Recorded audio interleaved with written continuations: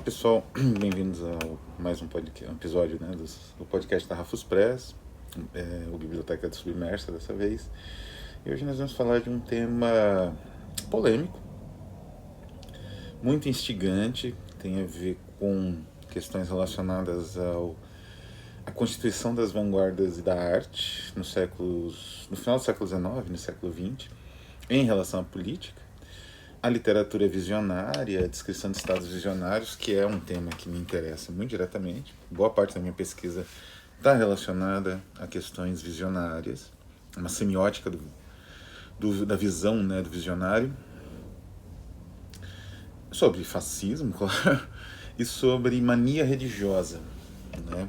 Temas aí que são bastante relevantes e que aparecem expressos numa obra que é sensacional, uma edição incrível, infelizmente já esgotada, e constituindo as melhores leituras que eu fiz em 2020, acho. É a data desse livro, é 2020? Acho que é 2020. 2019. Eu li em 2020, né? 2019 e 2020. Que é The Sorcerer's Apprentice, de Hans Heinz Evers, né? Traduzido por Ludwig Levinson, e com, digamos, correções e adaptações nessa tradução dos anos 20 e 30, e com correções e adaptações de Joey Bandel, que é um dos grandes tradutores e estudiosos do período da literatura alemã ali entre o início do final do século XIX e início do século XX, um pouco antes da explosão do expressionismo, durante, né? E também da constituição das primeiras vanguardas mais radicais, como o dadaísmo, né? O dadaísmo berlinense é, digamos, uma das vanguardas mais radicais do século XX. É um livro extraordinário. Eu vou comentar mais sobre a edição em breve, mas foi publicado, ele é ilustrado por Mahlon Blaine, grande ilustrador decadente.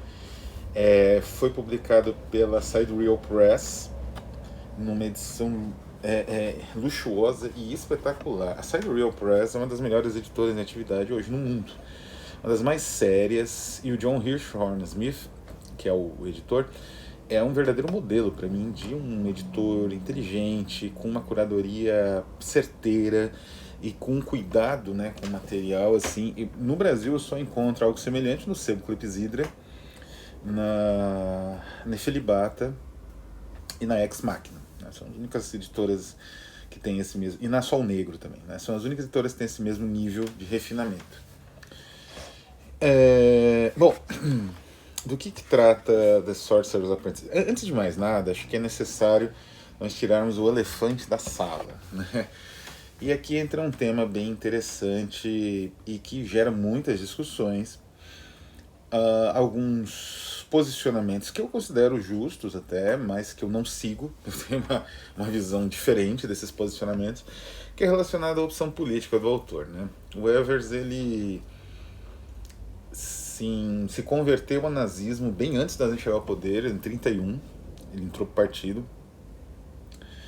Embora este livro mesmo, ele seja datado, se não me engano, deixa eu só conferir aqui, mas ele é datado, ele é bem mais recente, né? Ele é datado ali de... não vou encontrar aqui, mas ele é de 1909, 1908, não é? 1909.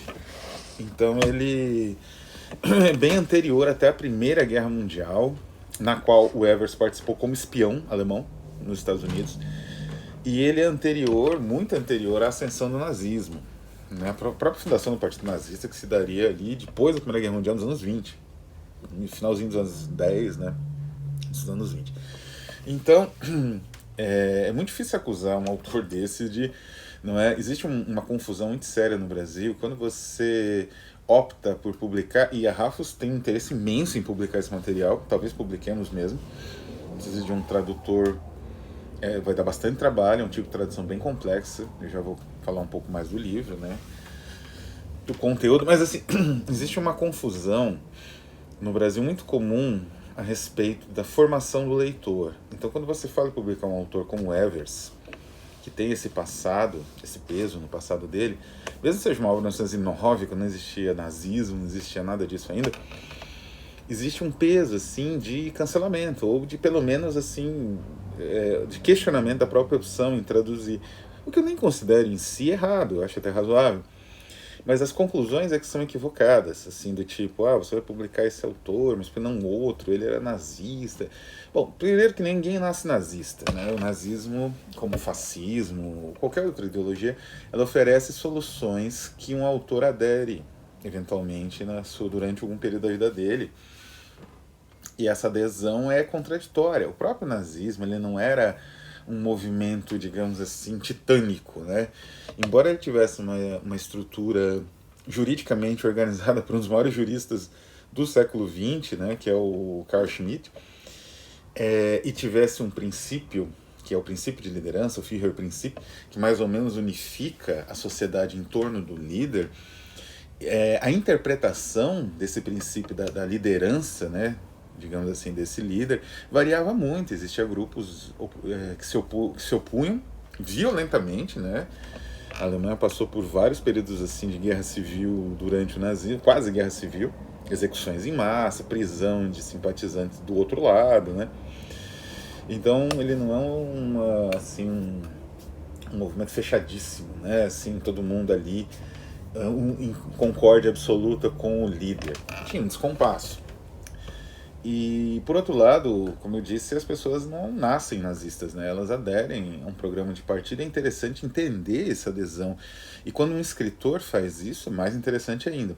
Mas, como eu falei, nesse caso nem é isso, porque essa obra foi bem antes, né? Ele escreveu um que é Os Cavaleiros da Noite, né? Em 1931. E a sua obra mais infame, mas que fácil de encontrar na Amazon, aliás, que é a biografia, a geografia, na verdade, uma biografia santificando um capanga nazista chamado Horst Wessel. Contudo, como eu falei, mesmo que o autor tenha se convertido, se teve um motivo, é interessante a discussão. É interessante situar, interessante a discussão. Publicar um material desses, que em 1909, como eu disse, no tempo anterior, não endossa nenhum programa, não é parte disso. E é interessante para a compreensão de dinâmicas políticas que não ficam restritas à época que aconteceram, né?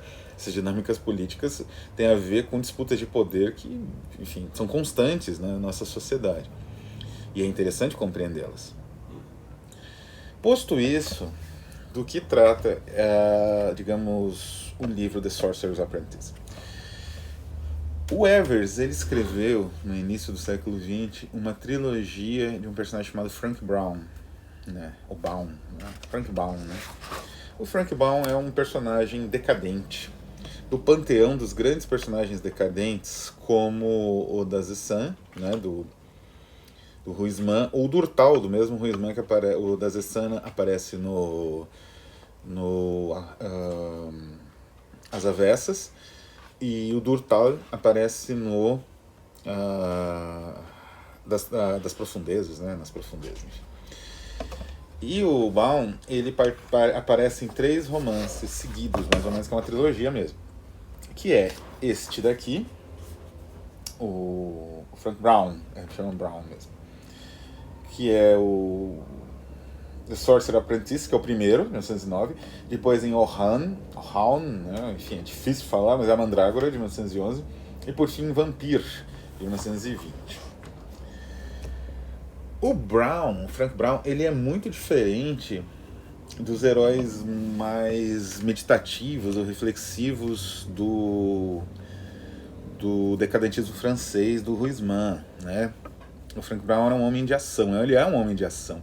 E a gente percebe no Aprendiz de Feiticeiro que ele é um pouco responsável pelo que acontece, né? Já vou chegar nesse ponto.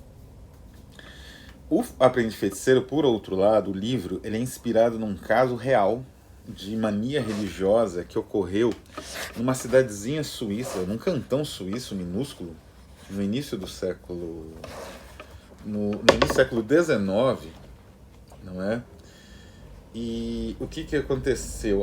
É uma mulher chamada Margareta, um lugar chamado Wildsburg, né? Uma mulher chamada Margareta, ela desenvolveu um fanatismo religioso, uma mania religiosa, né? Na qual ela via o filho do Napoleão, uma coisa assim como anticristo, que ia reunir as tropas e tal. Então ela por conta dessa mania religiosa dela, converteu quase todo o cantão dela, minúsculo, né? Uma população bem reduzida. E depois de vários atos perturbadores de violência, inclusive agressão entre eles, uma certa desenvolvimento masoquista, né, de violência crescente, sadomasoquista, né, uns imprimindo aos outros, muito uso da chibata, né, do chicote para fazer penitência, esse tipo de coisa, né. Ela era inspirada pelas crenças, digamos assim, menos ortodoxas dos protestantes europeus, um grupo chamado pietista, né? E ela foi numa crescente de loucura, de mania religiosa, até o ponto em que ela, acreditando que o único jeito de enfrentar o anticristo, o filho de Napoleão, era ela ser crucificada. Então, a primeira ela mata, não lembro se é irmão, enfim, uma pessoa bem próxima, uma mulher bem próxima dela, meio com o braço direito dela, e depois ela exige que ela seja crucificada, né? Ela mata com um martelo, martelada nessa mulher. E ela é crucificada mesmo, né? E consta a história, inclusive, que como o cantão ali, a cidadezinha inteira tinha se convertido praticamente, eles de vez em quando mandavam uma autoridade religiosa, uma autoridade civil, né, no caso, um policial. Ele ia lá e eles davam desculpas, né, assim e tal. E inclusive depois que ela matou essa irmã, se não me engano, e foi crucificada, ela ainda falou que dali 3 dias ela e a irmã iam ressuscitar e iriam combater o Napoleão, sei lá. E as pessoas acreditaram. Então os policiais foram no mesmo dia que ela foi crucificada, né, e botaram a cruz, foi num bloco de madeira, na verdade, a crucificação. Botaram essa cruz improvisada dentro do quarto, fecharam, né, do quarto dela. E os policiais foram e eles deram uma desculpa, os policiais foram embora. E ela morta lá. Aí depois de 3 dias ela não voltou, eles tiraram ela dos pregos. E na verdade ela não morreu da crucificação, ela morreu de um golpe na cabeça do mesmo martelo que ela usou para matar a irmã, né? Que ela mesmo pediu, né? Quando começou a sentir muitas dores, né, tal. E então as pessoas tiraram, né, os adeptos dela tiraram ela da cruz e ainda oraram 2 dias seguidos, aí que finalmente, uma semana quase lá, finalmente elas foram na municipalidade e falaram, olha, aconteceu isso, né, teve um movimento religioso, né, um fanatismo religioso dessa pessoa que gerou o caos e algumas mortes.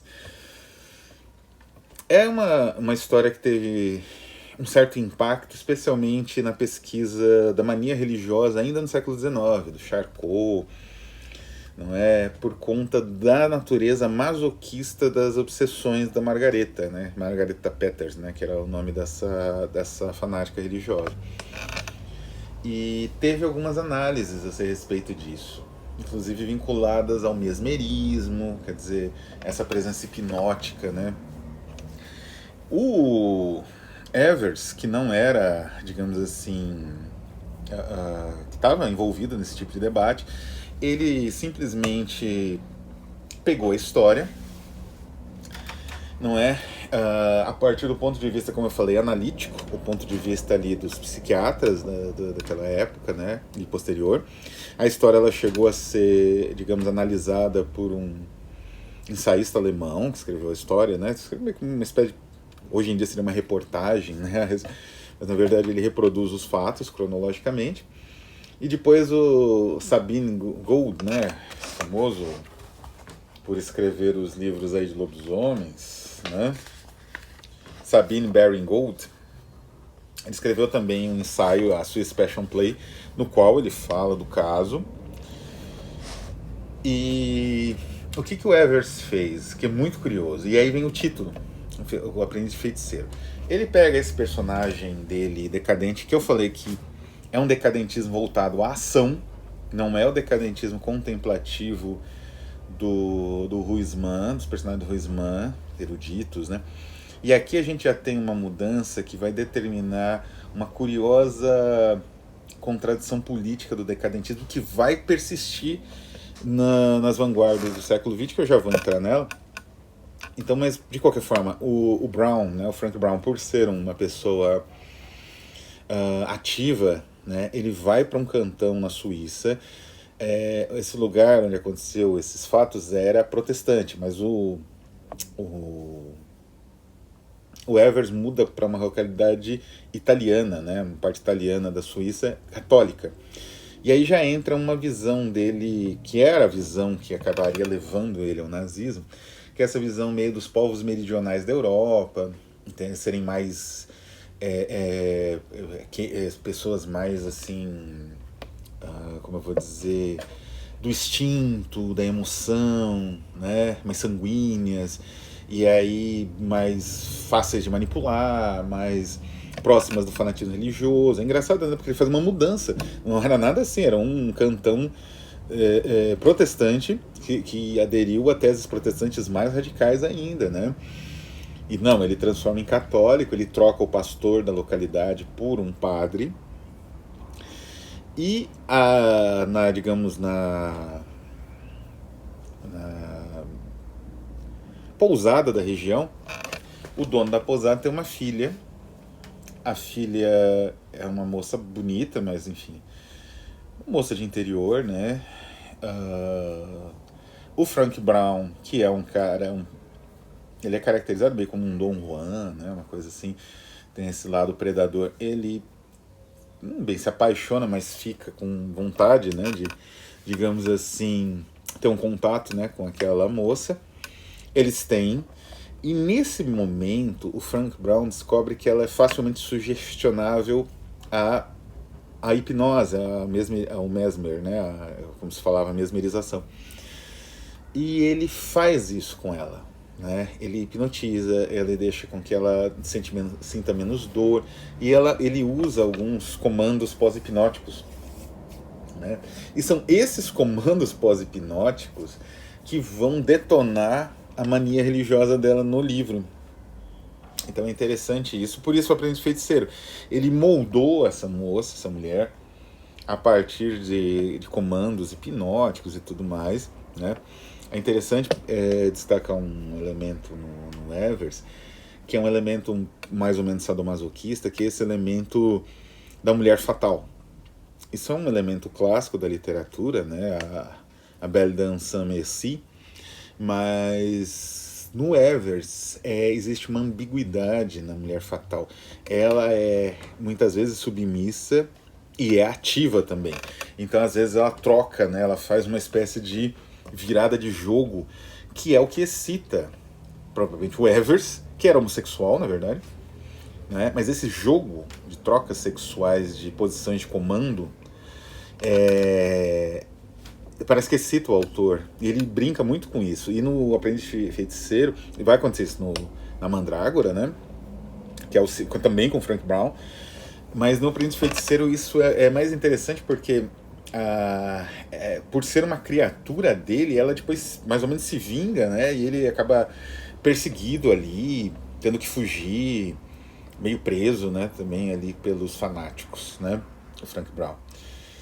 E nesse momento, né, do apogeu, que ele testemunha tudo que teria acontecido na região, né, no século XIX, do caso que eu mencionei. E nesse momento que ele testemunha tudo, é como se o feiticeiro testemunhasse a criação dele, perdendo, né, exatamente como no poema do Goethe, ou o mito mesmo, né, clássico do Aprendiz de Feiticeiro. E é muito interessante o livro, porque ele ainda tem uma espécie de pós-escrito, né? O livro, ele é... O material aqui da Sidereal tem 549 páginas, 50 páginas no total. E depois eu vou falar o conteúdo, né? Mas só o romance é mais de um terço disso, né? Quase 300 páginas. Então, assim, é um romance muito complexo, porque ele tem muitas meandros, né? Existe uma descrição assim, meio caricatural também, meio grotesca, das pessoas que moram nesse cantão, que não é muita gente, depois dos rituais, né, de cada uma das celebrações ali na igreja local, não é, que vão num crescente, igual no caso original, de mania, êxtase e visões enlouquecidas, né? E um ponto interessante de tudo isso é que no final, quando finalmente o Brown foge, né? Ele consegue escapar, pegar um barco, vai para longe, né? Não quer nem olhar para trás, assim. Ele termina numa cidade italiana, acho que até Veneza, encontra uma mulher que ele conheceu antes. O Brown ele vai aparecer em várias narrativas, né? Do Evers, né? E com essa mulher ele começa a falar de cinema. É muito interessante que tem uma longa exposição a respeito do cinema. E o Evers ele foi um dos primeiros escritores relevantes assim da Alemanha, mas até de fora, a trabalhar com cinema. Existe um preconceito grande com cinema, né? Depois eu falo sobre isso num outro programa, mas existe um preconceito grande com cinema, e quem trabalhasse nele também existia esse preconceito. Então o Evers ele era um escritor, trabalhou, fez roteiro de um filme muito afamado no período da República de Weimar, né, que é o Estudante de Praga. E ele aqui ele fala sobre cinema, ele dá quase que uma teorização sobre cinema. Então é um livro que tem uma série de meandros, de caminhos que ele segue, corta, segue outro, não é? O núcleo é esse episódio de loucura religiosa, né? Enfim, de pessoas ali se ferindo e se matando por conta de uma crença religiosa completamente irracional. Mas esse núcleo se desdobra até chegar no cinema. Então é um livro, é quase como se fosse um outro livro no final. É um livro extraordinário. Eu falei, uma das grandes leituras que eu fiz nos últimos anos, né? E que eu espero trazer um dia para o Brasil, né? A edição da Sidereal Press, ela é nada além de espetacular. A capa, ela reproduz a capa original dos anos 20, né, da edição em inglês, mas com uma certa revisão de design. É um cuidado incrível, parece um livro antigo, né, mas na verdade é um livro novo. Embora ele tenha 500, como eu falei, 500 e tantas páginas, ele é um livro leve, o papel é excelente, ele não vaza, né? Ele tem assim, as guardas têm imagens, e como eu falei, ele é ricamente ilustrado. E essas guardas, elas não vazam, né? As ilustrações não vazam. Então você consegue ler tranquilamente, né? Embora a página seja um pouquinho fina, assim, um pouco fina o papel, para poder caber tudo isso, para não ser um calhamaço gigantesco. Além do romance, né, como eu falei, existe mais alguns textos complementares. Tem uma introdução do próprio editor John Hirschhorn Smith, apresentando o livro e as edições diferentes em inglês, né, com ilustração original, 1929, né, saiu na John Day, a edição em inglês. E explicando um pouco as opções de tradução. Depois tem uma peça de teatro, né? O Evers, como eu falei, foi um escritor que teve um grande impacto, né, nesse século XX. Então, tem uma peça de teatro de Howard Phillips também, né? Inclusive, na introdução, o Hirschhorn Smith, ele explica que esse Ludwig Levinson, que fez a tradução, parece ser um pseudônimo inventado pelo próprio Evers. Ele mesmo fez a tradução para o inglês.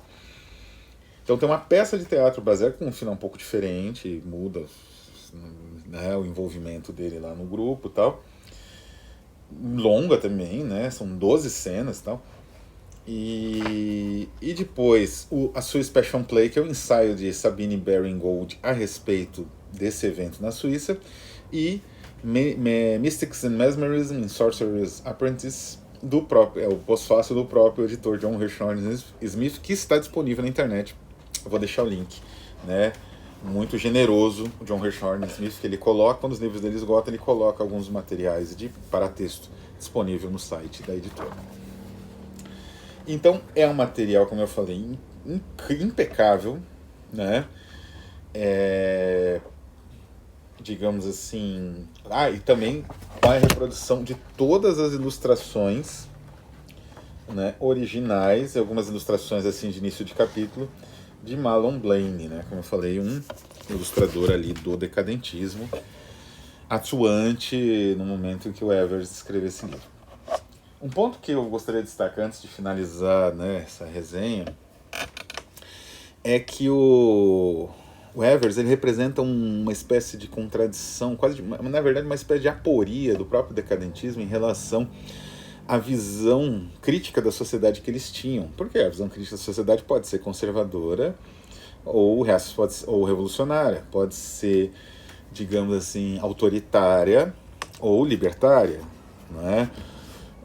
É uma contradição, né? A sociedade não é aceita como ela é, e essa não aceitação pode ter muitas variações. E isso é interessante no decadentismo, porque um certo decadentismo, com a França ali como fronteira, tem uma tendência muito mais libertária. Então, na Espanha, o decadentismo vinculou-se aos movimentos anarquistas, né? A luta contra o Franco. Enquanto que nos países, a partir da França, né, os países ali centrais, como a própria Alemanha, o decadentismo teve uma expressão mais, como eu disse antes, mais autoritária. E isso é bem exemplificado no próprio Frank Brown, né? Como eu disse, ele não é um personagem contemplativo, ele é um personagem de ação, né? Ele lê e tal, mas no livro isso é bem nítido, ele está sempre fazendo alguma coisa, atuando de alguma forma, influenciando aquela sociedade, né? Ele tenta influenciar de outras formas, até que ele consegue influenciar pela hipnose e pelo fanatismo religioso. Então, é interessante esse ponto, né? Quer dizer, a fuga das determinações de uma sociedade hipócrita e também autoritária, ela gerou no decadentismo uma espécie de dupla reação que vai continuar no século XX com as vanguardas, né? O futurismo, ele é nitidamente contra as convenções sociais, mas é autoritário, é fascista, né? Então, essa essência, né, essa contradição na rejeição de certos aspectos da sociedade estabelecida, eu acho que o entendimento disso, nesse momento histórico muito delicado, né, da virada do século XIX para o XX, é essencial.